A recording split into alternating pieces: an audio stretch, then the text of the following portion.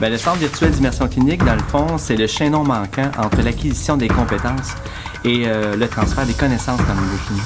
C'est un centre d'enseignement avec 5 mannequins robotisés, du bébé à la personne âgée. C'est tout autre chose que de recevoir de la théorie ou même en laboratoire. Ici, le perfectionnement qu'on peut donner aux apprenants, c'est de vraiment reproduire les situations qui peuvent le plus souvent se produire dans leur milieu de travail. Je m'appelle Lydia, je suis infirmière. Vous avez sonné? J'ai de la difficulté à respirer. OK, inquiétez-vous pas, je vais faire quelques petites vérifications. Je vais commencer avec la tension artérielle. Donc, c'est un mandat du début à la fin. Je vais dans le milieu, je rencontre les responsables, on voit les besoins et suite à ça, on construit une simulation qui reflète le plus possible la réalité. On peut vivre de tout. Il n'y a pas de limite. En fait, c'est tout ce qui peut se présenter dans un contexte hospitalier, que ce soit des simulations en médecine-chirurgie, en maternité, pédiatrie, relations aidantes, soins palliatifs, en fait, tout ce qu'on peut retrouver là, dans un milieu hospitalier.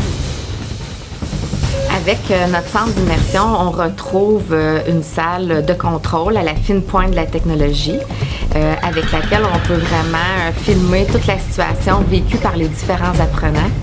Par la suite, on a la salle de débriefing, donc on fait un retour avec les apprenants sur leurs différentes situations qu'on peut vivre. Quand on arrive vraiment dans des faits où on simule le plus réellement possible une situation, ça fait la différence. J'ai une préparation physique à faire au niveau de mes mannequins robotisés et aussi de faire une préparation électronique de mes patients.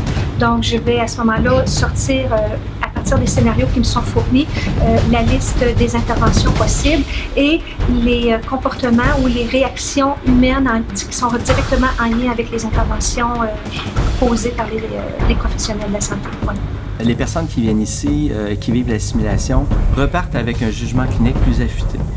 Ça permet de raffiner leur façon d'intervenir auprès des patients. Il y a une augmentation vraiment de l'estime professionnelle et de la confiance en soi. Puis ça amène une meilleure performance au travail.